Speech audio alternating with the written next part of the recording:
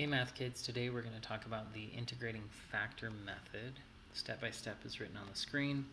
If we have something written in this form, we can calculate I of x using this formula, and we don't need a constant of integration when we do that. Then 2, we multiply both sides by I of x, which is what we got from step 1. Then simplifying the left-hand side will just leave us with this, so we can actually just kind of jump to this step. We don't actually need to do this, but I will do an example and verify it. I'll go kind of backwards from it to show you that it's that way. And then we just need to integrate. So we're given dy dx plus 3x squared y equals 6x squared. So first off, we check that we're in the right form. We are. And now we need to calculate I of x. So I of x is going to be e raised to the integral of p of x, which is going to be the portion without y, dx. And if we integrate that, we're just going to raise to 3, divide by 3, and so 3 over 3 will just be 1. So it's just x cubed. Okay. Now I'm going to jump down to step 3, where I do, if we simplify the left-hand side, we multiply both sides by this new term, I of x. And then simplifying the left-hand side, it should be I of x times y. And so I of x is e to the x cubed y, which equals I of x q, and q was just 6x squared dx plus c. Okay, and I'm going to save that plus c for the end. Okay, now if we take the derivative of both sides, we should get back to this. So if we take the derivative of this integral, obviously it's just going to be what's written inside the integral. Now, you don't need to do this step. I just wanted to show you that it works or whatever.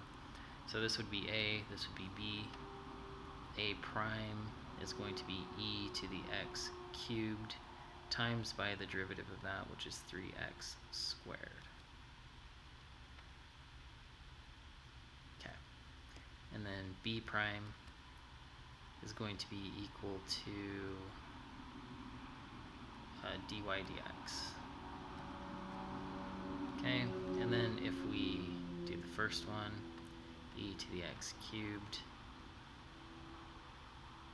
times the derivative of the second one, dy dx, plus the second one times the derivative of the first.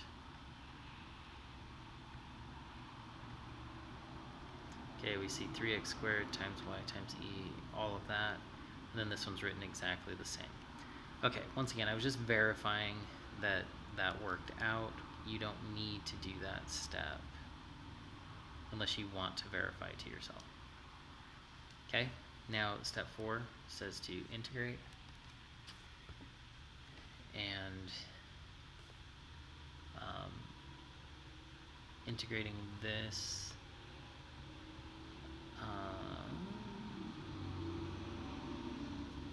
we can do, let's try u is equal to x cubed. So du would be 3x squared dx. And we almost have it, so the 6, I'm going to think of it as 3 times 2.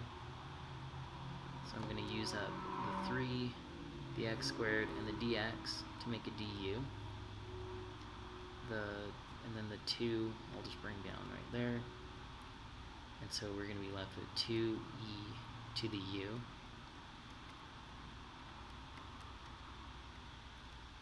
Okay. Now, if I take the derivative of that, it's just e to the u plus c.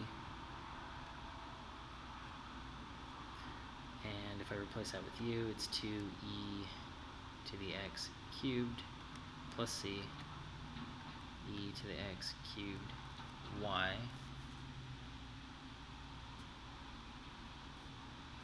And then if I want to solve for y, I can just divide both sides by e to the x cubed, e to the x cubed, e to the x cubed. Those will cancel, so we just have a 2.